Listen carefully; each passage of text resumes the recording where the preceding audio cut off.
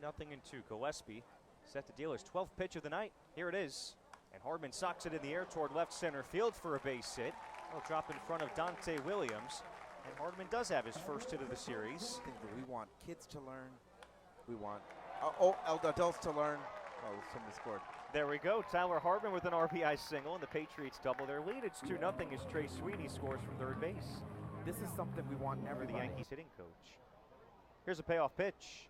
And Hardman drives it high in the air down the left field line. Rhodes gives it a look. Down the line. It's off the foul pole. Bombs away. Tyler Hardman.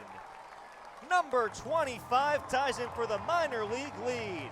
103 off the bat, dinging the left field corner. And Somerset takes an 8-0 lead in the sixth. Richmond deals the 1-1.